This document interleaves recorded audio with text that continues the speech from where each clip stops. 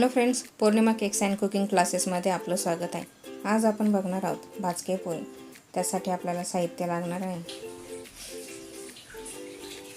भाजके पोहे 1 kilo,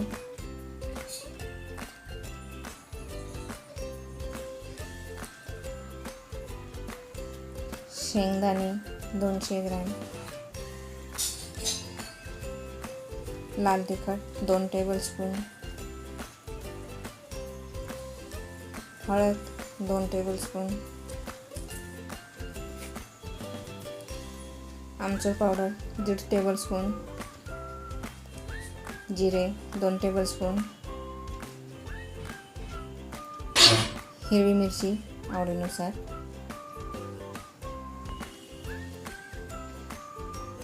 लसूण 3 ते 4 कांड्या, डाळ्या 200 gram, खोबरं 2 वाट्या किसून घेतलेला, पिठी साखर 1 टेबलस्पून, बडीशेप 2 टेबलस्पून, मीठ व काळं मीठ प्रत्येकी 1 टेबलस्पून, आमसूल 10 ते 12, तेजपान 10 ते 12, दालचिनीचे 3-4 मोठे तुकडे, मसाला वेलची 2, छोटी वेलची 4 ते 5, लवंगा 4 ते 5, मिरे 5 ते 6, 1 स्टार फूल, शहाजिरे 1.5 टेबलस्पून, कढीपत्ता,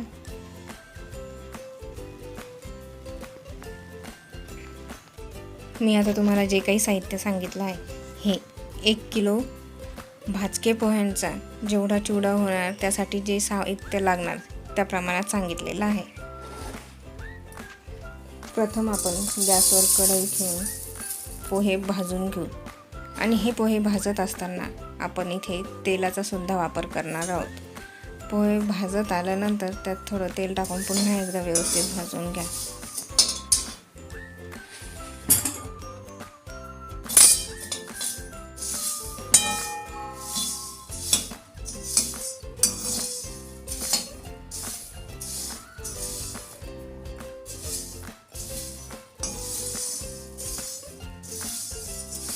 याप्रमाणे सर्व पोहे व्यवस्थित भाजून घ्या. त्यानंतर सर्व पोहे एका मोठ्या घमिल्यात किंवा मोठ्या परातीत घ्या, जेणेकरून चिवडा मिक्स करताना आपल्याला कोणतीही अडचण येणार नाही. या प्रकारे पोहे व्यवस्थित भाजून घ्या.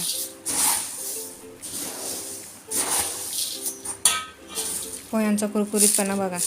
याप्रमाणे पोहे भाजले गेले पाहिजे. गॅसवर कढई ठेवून त्यात तेल गरम होण्यासाठी ठेवा. तेल गरम झाल्यानंतर त्यात आपण शेंगदाणे टाकून घेऊ. शेंगदाणे हे मंद आचेवरच आपण फ्राय करणार आहोत.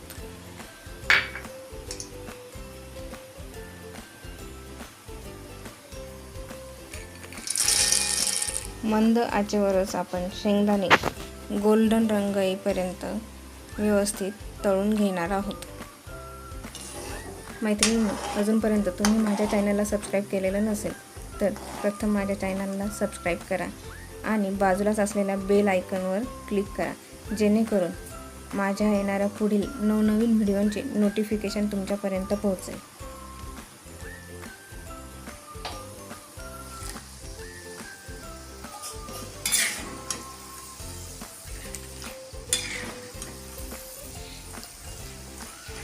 याप्रमाणे शेंगदाण्यांना व्यवस्थित गोल्डन रंग येईपर्यंत तळून घ्यायचे आहेत. तर आपण शेंगदाणे पोहे भाजले आहेत त्यावर काढून घेऊ.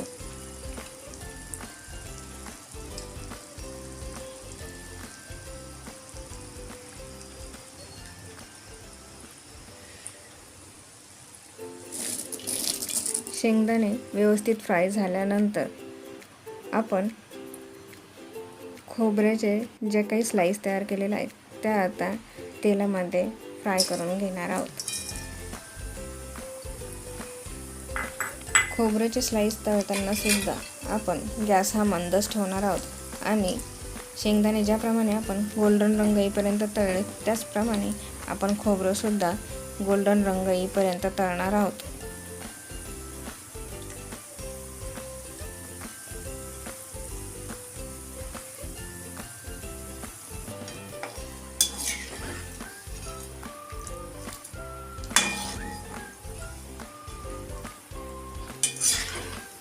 अशाच प्रकारे आपल्याला खोबरं गोल्डन रंग येईपर्यंत व्यवस्थित तळून घ्यायचं आहे. तळून झाल्यानंतर खोबरं आपण साईडला काढून घेऊ. साईडला किंवा आपण भाजके पोहे जे भाजून ठेवले होते त्यावरच टाकलं तरी चालणार आहे. खोबरं तळून झाल्यानंतर आता आपण तळून घेणार आहोत डाळ्या.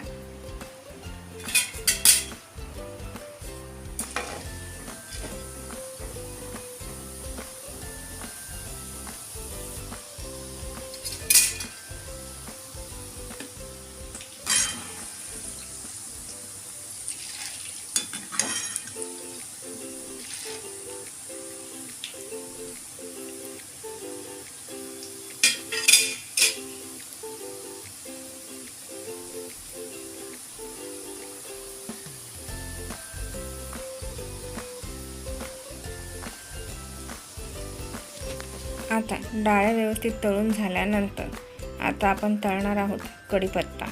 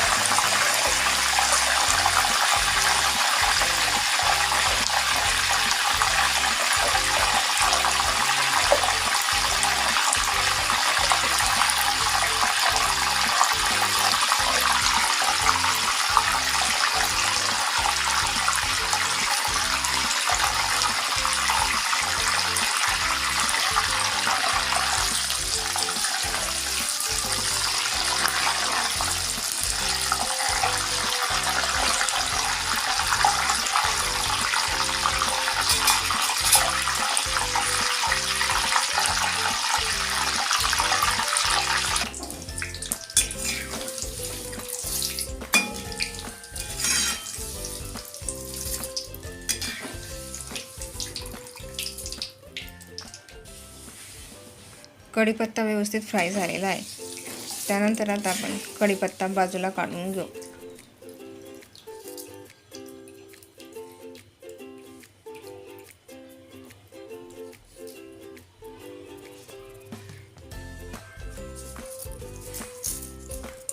कढीपत्ता फ्राय झाल्यानंतर आपण लसूण फ्राय करणार आहोत. लसूण फ्राय करताना आपण जे सोललेले लसूण घेतले होते त्याचे 2 ते 3 भाग होतील याच प्रमाणात लसूण ठेचून घ्यायचा आहे आणि तो डीप फ्राय करायचा.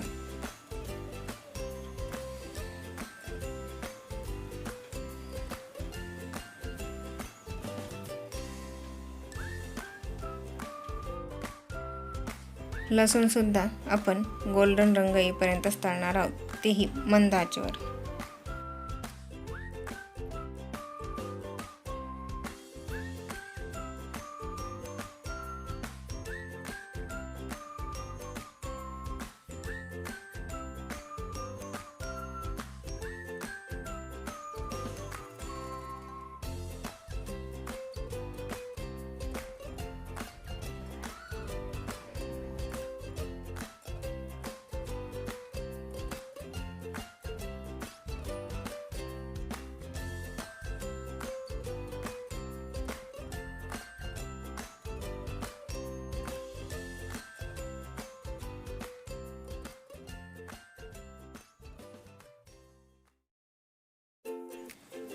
याप्रमाणे लसूण व्यवस्थित गोल्डन रंग येईपर्यंत फ्राय करून घ्यायचा आहे. आता आपण हिरव्या मिरच्या तळून घेणार आहोत.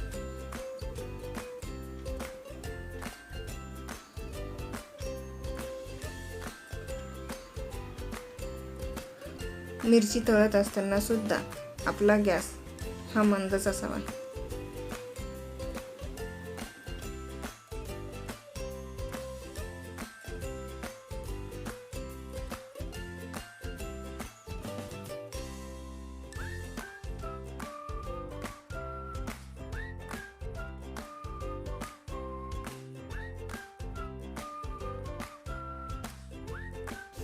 याप्रमाणे आपण सर्व शेंगदाणे, खोबरं, डाळ्या, कढीपत्ता सर्व तळून भाजलेल्या पोह्यांवर टाकून घेतलेला आहे. त्यानंतर आता आपण आमसूल तळून घेऊ. आमसूल सुद्धा व्यवस्थित कडकपणा येईपर्यंत तळून घ्यायचा आहे.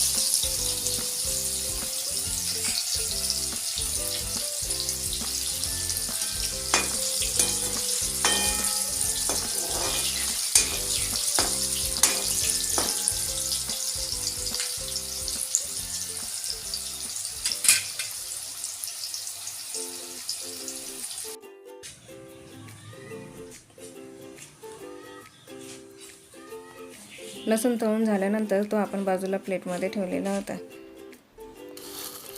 या प्रकारे लसणाला कुरकुरीतपणा आला पाहिजे.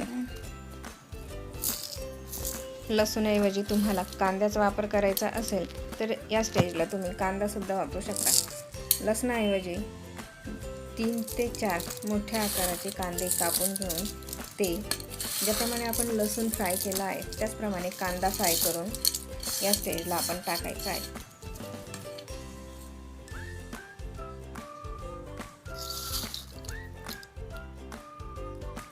मिरची सुद्धा फ्राय करून आपण बाजूलाच ठेवलेली होती. आता ती सुद्धा मिक्स करून घेऊ.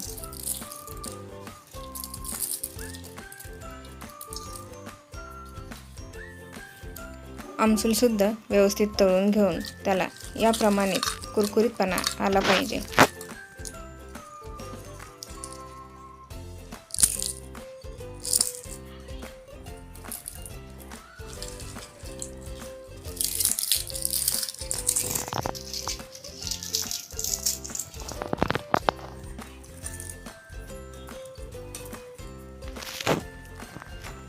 आता आपण जो काही खडा मसाला घेतलेला होता तो आणि जिरे व बडीशेप या सर्वांचं आपण मिक्सरमधून बारीक पावडर तयार करून घेतलेली आहेत. त्यानंतर आता आपण जे काही पावडर मसाले आहेत जसे की मिरची पावडर, हळद, मीठ, आमचूर पावडर सर्व व्यवस्थित एकत्र करून घेऊ.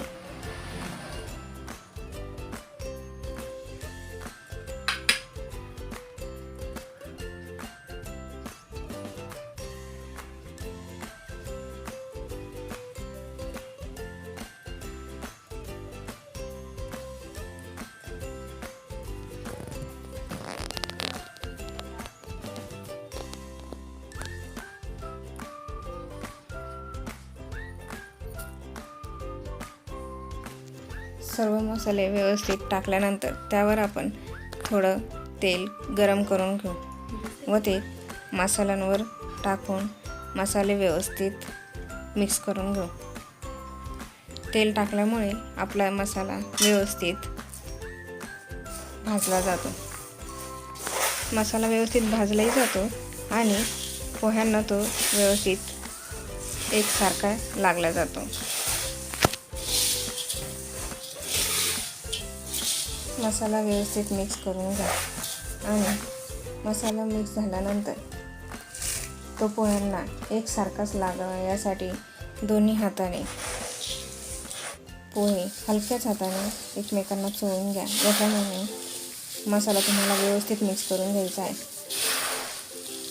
या पद्धतीमुळे तुमचे पोह्यांना एकसारखा रंग येतो आणि सर्व मसाला व्यवस्थितपणे एकजीव होतो पोह्यांमध्ये.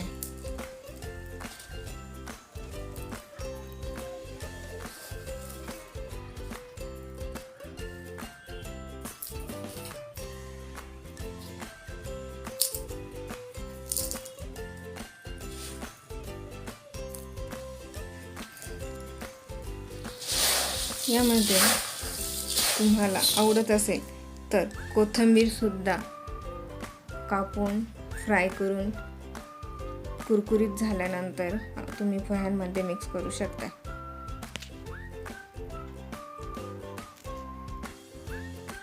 याप्रमाणे पोहे व्यवस्थित एकजीव होतात मसाल्यामध्ये. मैत्रिणींनो, तुम्ही ही रेसिपी एकदा नक्कीच ट्राय करा आणि कशी वाटते ती मला नक्की कळवा. आणि माझ्या चॅनलला लाईक, सबस्क्राईब आणि कमेंट करायला विसरू नका. आणि ही रेसिपी जास्तीत जास्त मैत्रिणींपर्यंत पोहोचवण्याचा प्रयत्न करा. धन्यवाद.